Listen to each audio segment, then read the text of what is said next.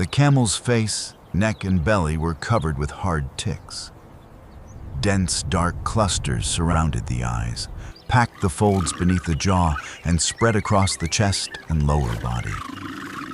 The irritation had become impossible to ignore. It pressed its neck hard against the rough trunk of a thorn tree. Dry bark scraped through the coat as the camel pushed its weight forward. Several ticks fell into the dust. A pack of banded mongooses was already watching nearby. Some stood upright on their hind legs. Others remained low to the ground, following every movement.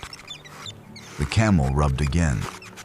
Then it folded its legs, dropped into the loose soil, and rolled onto one side.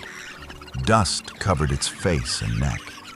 Its belly twisted against the ground as it kicked and shifted, trying to reach the most irritated areas. The mongooses moved back whenever the legs came close. But they did not leave. They had noticed something falling from the camel's body. When the rolling finally stopped, the exhausted camel lay with its muzzle against the ground. Its breathing was heavy but steady. The eyes remained open. Ticks still covered the face, neck, shoulders, and belly. Only a small number had been dislodged. One dark tick moved across the dust near the camel's jaw. A juvenile mongoose saw it first. It rushed forward, picked up the parasite, and swallowed it. Two adults immediately searched the same patch of ground. Another tick fell from the camel's neck when the skin twitched. This time, 3 mongooses raced toward it. The quickest animal claimed it before the others arrived. The pack was not trying to help the camel. The fallen parasites were simply food. Hard ticks feed on blood and remain firmly attached to protected areas of the host's body. Around the eyes, ears, throat, and lower belly, the camel could not easily remove them. Rubbing and rolling dislodged only a few. For the mongooses, even those few created a concentrated feeding opportunity. Most of the pack stayed on the ground. They searched beneath the camel's neck, around the tree roots, and across the disturbed dust. They also found beetles and other small insects exposed by the camel's movements. But one young mongoose began approaching the camel itself. A swollen tick was visible on the lower neck. The juvenile moved closer while the camel remained still. It stopped each time an ear flicked. Then it reached the camel's front leg and sniffed the skin. A small exposed tick sat inside a shallow fold.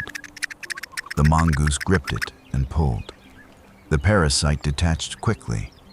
The juvenile swallowed it before an adult could steal it. Higher on the shoulder, the infestation was much heavier. Dense clusters continued toward the base of the ear.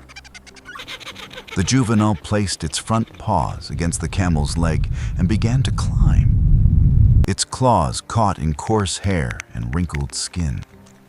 Its body stayed close to the camel while the tail moved for balance. No other mongoose followed. The camel was still tired from rubbing and rolling. For several seconds, it tolerated the contact. The mongoose reached the shoulder and removed another small tick. Then it moved towards a neck. One moderately swollen parasite protruded from a fold below the ear. The juvenile braced one paw beside it and pulled. The tick remained attached. The mongoose changed its angle and tried again. Below, 2 adults waited in the dust. They were ready to seize the parasite if it fell. The juvenile pulled a third time. The tick began to loosen. Then the camel opened its eye wider. Its head lifted suddenly. The neck shifted beneath the mongoose, and one ear flicked sharply. The swollen tick came free. For a moment, the juvenile held it between its jaws. Then the movement threw the mongoose off balance. The parasite slipped away and bounced down the camel's shoulder. The adults rushed toward it. The juvenile scrambled down the front leg and jumped into the dust. At the same moment, the camel pushed its body upright. One broad padded foot shifted beside the mongooses. The entire pack scattered before the animal could stand. The fallen tick disappeared beneath loose soil. The juvenile had taken the greatest risk, but gained nothing from it. The camel returned to the rubbing tree. It pressed the side of its neck against the bark and dragged the infested folds across the trunk. More dust, loose hair, and a few ticks fell around the exposed roots. This time, the juvenile did not climb. It waited below the rubbing point with the rest of the pack. One tick struck the ground and began moving through the dust.